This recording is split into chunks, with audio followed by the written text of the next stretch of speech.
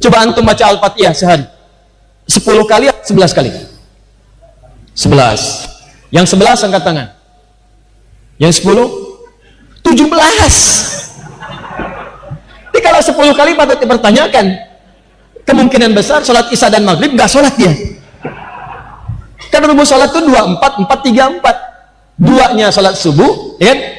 Zuhurnya 4, asar 4, 3 maghrib, 4 isya. 2 tambah 4, 6. Tambah 4, 10. Tambah 3, 13. Tambah 4, 17. 17 rakaat. Setiap rakaat baca Al-Quran, minimal Al-Fatihah. Silakan cek. Dan hebatnya setiap 2 rakaat pertama pasti baca surat, Pak, Bu. Silakan, sholat mana yang nggak baca surat di dalamnya? Surat Al-Fatihah kita baca semua rakaat, tapi kan 2 rakaat pertama semua baca surat. Subuh cuma 2 rakaat, tapi kan setelah Al-Fatihah baca surat lagi. Zuhur 4, 2 rakaat setelah Al-Fatihah baca surat lagi. Nah, surat-surat yang dibaca itu pada awalnya bukan sekedar bacaan. Kalau untuk syarat sah salat, sah salatnya. Ya misalnya subuh qul huwallahu lagi. Ya, zuhur qul huwallahu lagi. Asar qul huwallahu lagi. Sampai ikhlas banget gitu kan? Ya, maghrib sampai isya qul huwallahu lagi. Itu sah salatnya. Sah, memenuhi rukun dan syaratnya, sempurna dikerjakan kalau tanpa batal di dalamnya.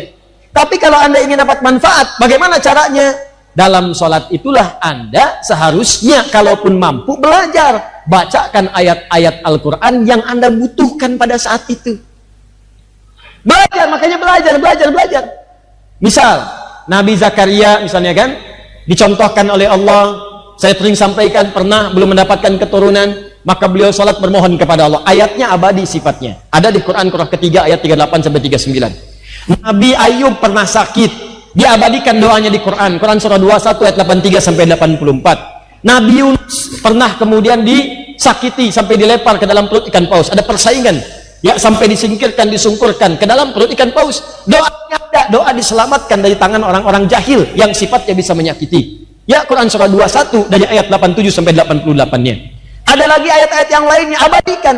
Nah, kalau Anda perhatikan sholatnya orang-orang terdahulu, mengikuti contoh dari Nabi, bacakan ayat-ayat yang sesuai dengan kebutuhan.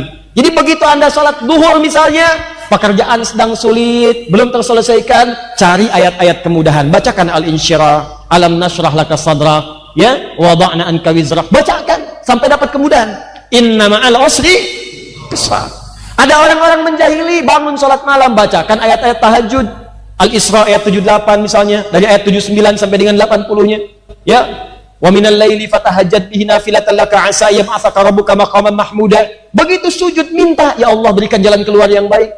Ya Allah berikan solusi yang terbaik. Ya Allah lindungi hamba darimu saja dari tangan orang-orang jahil. Minta, sujud minta dikabulkan. Jadi seperti itu caranya. Rumah tangga ada masalah, baca An-Nisa ayat 34 sampai 35. Minta solusi. Sujud minta, selesai masalah. Walaupun solusi belum turun, minimal hati kita tenang. Nah ini kan yang dibaca dari subuh sampai isya, An-Nas lagi. Nal jinnati wan nas. Ya malam mimpinya ketemu jin terus, wajar lah gitu ya. Ini poinnya. Jadi ini kita keluarkan nih tilawah saat Ramadan. Tidak usah banyak-banyak, jangan semua topik harus dipahami. Kan Anda tidak dituntut untuk menyelesaikan semua persoalan hidup. Anda tidak dituntut untuk menyelesaikan semua masalah yang Anda hadapi, itu yang keluarkan solusinya. Jangan jauh-jauh, masalah punya orang Anda yang pikirin, ya kan? Baik, sekarang kita sambungkan. Nanti saya sebutkan satu-satu ya. Kita ambil misalnya tema, di sini ada keluarga, di sini ada pekerjaan,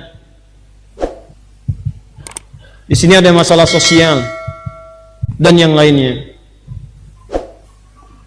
Paham? Ini konsepnya dulu ya, konsepnya. Targetnya apa? Setelah itu teliti ayat-ayatnya di Quran. Buka indeks. Kalau tidak tahu, tanyakan ustadz yang tahu. Orang yang pakar di bidangnya. Ya, pahami dengan baik, keluarkan ayatnya. Yang sakit, keluarkan ayat-ayat tentang kesembuhan. Khusus Ramadan, minta kepada Allah. Minta. Malamnya bangun, sujud, minta solusi, minta obatnya dari Allah Subhanahu wa Ta'ala. Keluarkan ini, keluarkan ayatnya. Setelah itu, sekarang orang tahu. Yang ini tadi mushaf, bis terjemah, ada tafsirnya.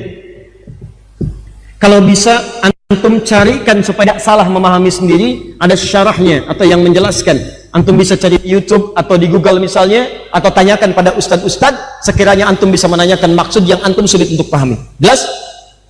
Setelah itu, nah, cari penjelasannya di hadis.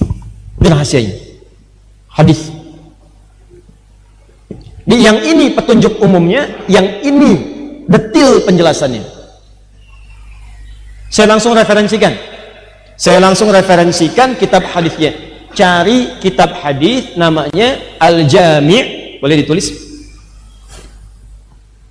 Al-Jami', agak panjang ini ya, agak panjang. Al-Jami' As-Sahih Al-Musnad, Al-Jami' As-Sahih Al-Musnad Al-Mukhtasar, Al-Mukhtasar min umuri Rasulillah, min umuri Rasulillah sallallahu alaihi wasallam.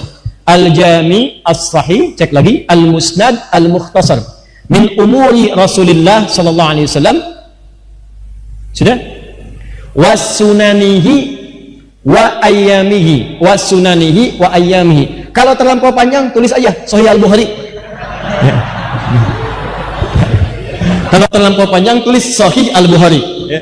Kalau kepanjangan Sahih Al-Bukhari.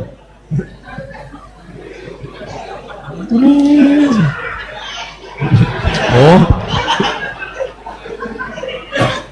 Baik. Ya, ini Sahih Al-Bukhari itu nama pendeknya. Nama panjangnya Al-Jami' As-Sahih Al-Musnad Al-Mukhtasar min umuri Rasulillah sallallahu alaihi wasallam wa sunanihi wa ayyamihi. Kitab yang komprehensif, mencakup banyak persoalan judul-judul, bersumber dari Nabi, isinya sahih, penjelasannya singkat, berisi keterangan Nabi dan kegiatan-kegiatan hariannya. Nanti di Al-Bukhari ini, teman-teman, ada 97 bab. Ya, 97 disebutnya oleh beliau kitab. 97 tema. Caranya begini, Anda bisa keluarkan dari sini dulu kalau mau. Kalau bingung saya mau bahas apa nih, beli dulu Al-Bukhari. Ya. Di sini keluarkan babnya. Misal, ada bab iman nomor 1. Iman. Ada bab ilmu nomor 2. Anda sering bertanya, Ustadz, iman saya seperti lift, kadang naik, kadang turun, kadang naik, kadang turun. Kadang naik kecepatannya rendah, turun kecepatannya tinggi, ya kan? Naik turun, naik turun, naik turun. Bagaimana caranya supaya saya kontrol? Naik, nggak turun. Maka di sini ada bab tentang iman. Di sini nanti ayat Qur'annya langsung dikeluarkan oleh Imam Al-Bukhari. Ada ayat Qur'annya plus hadisnya, berisi 57 hadis. 57 hadis. Jadi nanti ayat-ayat yang Anda baca, setiap baca ayat ada hadisnya, setiap baca ayat ada hadisnya. Kata Nabi, kalau Anda ingin meningkatkan iman, maka tingkatkan, kerjakan amal soleh. Al-imanu yazidu wa yantakis. Iman itu naik dan turun. Yazidu bitta'ah, naik dengan mengerjakan ketaatan. Wa yantakisu bil maksiyah, maka dia akan menurun saat orang mengerjakan maksiat. Nanti dirinci pekerjaan apa yang bisa meningkatkan iman. Nanti muncul satu-satu. 1, 2, 3, 4 diterangkan lewat hadis. Sebelum hadisnya disebutkan ada ayat Qur'annya. Jelas ya? Dan yang paling dahsyat, nanti ada tingkatan disebutkan dengan bab halawatul iman. Bab tentang seorang yang sudah merasakan lezatnya iman. Kalau sudah mendapatkan nikmatnya iman, seakan-akan gak mau ketinggalan lagi. Dulu mengejar salat fardu agak susah. Kalau sudah nikmat imannya, ketinggalan salat sunnah gelisah. Dulu mau infak nunggu zakat. Sekarang kalau nggak ngasih sehari, rasanya nggak enak. Dulu baca Al-Quran susah. Tapi kalau sekarang nggak nyentuh Quran dalam sehari, rasanya tangan itu gemetaran. Ya, nyentuh aja. Begitu baca. Ada sesuatu yang indah gitu. Ini keluarkan. Bab ilmu, kan Ramadan tuh sering kan? Ada kajian malamnya saat tarawih, ada ceramah, ada macam-macam. Kadang-kadang kalau antum rajin, yang dibahas itu aja. Cuman casingnya aja yang beda. Silahkan cek tentang makna puasa, hakikat puasa, hikmah puasa, pengertian takwa, siapa orang-orang mendapatkan takwa, kenapa tidak bertakwa, bagaimana cara orang keluar dari takwa. Orang yang gagal puasa Ramadannya seperti seorang perempuan yang sedang menjahit, merobek-robek kainnya. Tiap tahun ada lagi tuh. Kenapa antum tidak keluarkan versi keterangan ilmu dari Nabi? Ada semuanya di situ. ayatnya muncul, hadisnya ada, keluarkan, dalami 10 hari kedua di bulan Ramadan. Jadi ayatnya ada, hadisnya jelas sampai terakhir. Ini nggak main-main ya. Antum yang di pemerintahan ada babul imarah. Antum yang di rumah sakit ada babul marid, bab tentang mengobati penyakit. Dari penyakit yang sederhana sampai penyakit yang paling kompleks. Sampai yang dokter-dokter sudah nyerah, itu ada keterangannya bagaimana cara mendekatnya kepada Allah.